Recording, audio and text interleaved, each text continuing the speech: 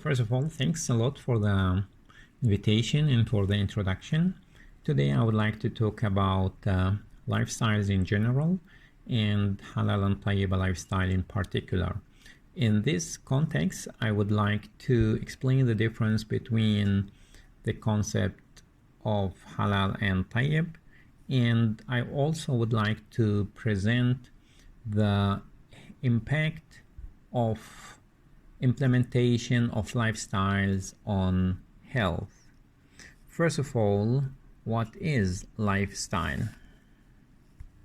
So lifestyles are a number of thoughts people adopt either because it solves a problem, particularly a health problem, or because it is derived from their basic belief. Now, for example, there are certain people, they are sensitive toward chemicals like gluten, sugar, lactose. Therefore, those people try to stick with lifestyles which is either gluten-free, sugar-free, or lactose-free. Other people try to widen their lifestyle and implement vegetarian or vegan lifestyles. There's still many or certain lifestyles which are correlated with people's basic belief or religion, such as kosher and halal. To religious lifestyle, the question is what religion can offer us and why do we need religion? So religion in general is the only source of information which could explain for us what could happen after death, and religion is the only source of information which could tell us what is the relationship between the life we live and the life after. With regard to what religion can offer us, it can offer a system which is highly organized and take into consideration all aspects of life. So it organizes the relationship with us, with other people, and with the Creator. And therefore we will notice that religion is enriching almost all types of values with regard to material, human, moral, and spiritual. According to Quran, everything is created in this universe can be utilized by us. And therefore we notice that human has utilized small particles like viruses as a vector for medicine, bacteria as a source of bioenergy, sun as a source of solar energy. Islam has put forward two general principles. One, dealing with things, and other with behavior. With regard to things, by default, everything is halal or allowed, whereas the non-halal has been clearly mentioned. Okay, for example, we can drink whatever we want, with the exception we cannot drink anything which is toxic or contaminated with alcohol or blood.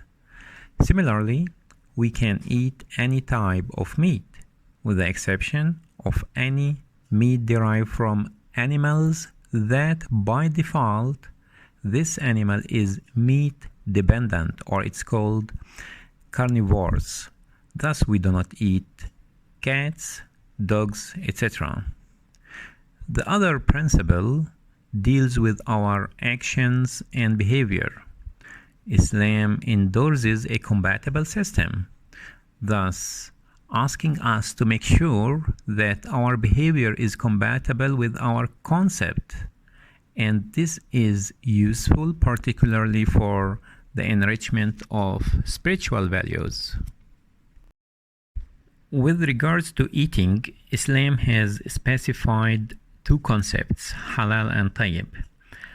I have studied both concepts and came to the conclusion that halal refers to the subject, whereas tayyib refers to the process. Therefore, each process must be clean and pure. Clean means maximum hygiene, whereas pure means minimum contamination. And of course, the third aspect, when we eat tayyib, should reflect a comfortable feeling. Now, Eatable food for Muslim must comply with both concepts. For example, fish as a subject is halal, but if the fish is cultivated in sewage water, here the process is not clean and pure, hygiene is minimum and contamination is maximum. Thus, this process is not tayyib. Therefore, that particular fish cultivated in sewage water is considered to be not halal, simply as tayyib principle is missing. Similarly, if pork is cultivated in a clean and pure environment and fed vegan, the outcome is still non-halal, simply because pork as a subject is not halal. Previously, life was very simple, either black or white. Therefore, it was easy to determine if food is halal tayyib or not.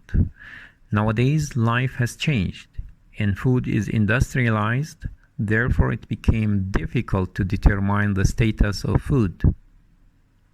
The main goal for companies involved in food production is to produce a product that is irresistible and profitable. To achieve that, additives in form of flavors and stabilizers will be added. Now, when we eat, mainly we eat chemicals. For example, apple contain a long list of chemicals, and some of those chemicals might be considered toxic, such as acetone and formaldehyde, and others are non-halal, such as ethanol.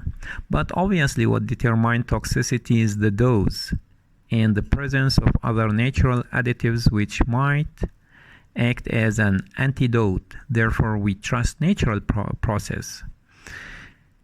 In case we would like to reproduce the flavor of an apple, unfortunately we will not use the same list of chemicals with the same concentration. We'll try to add more chemicals to make it more irresistible and profitable, which could taste better and stay longer.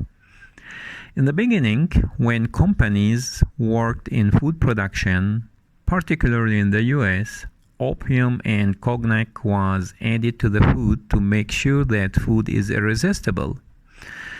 Government noticed the misuse, therefore FDA was established to control food production. Many ingredients are classified as highly critical and derived from animals, usually used in food production. Therefore, halal has been introduced as another quality control, particularly if the product will go to Muslim countries. Halal certifying bodies usually control the ingredients, documentation and production, and based on that, certificate will be issued.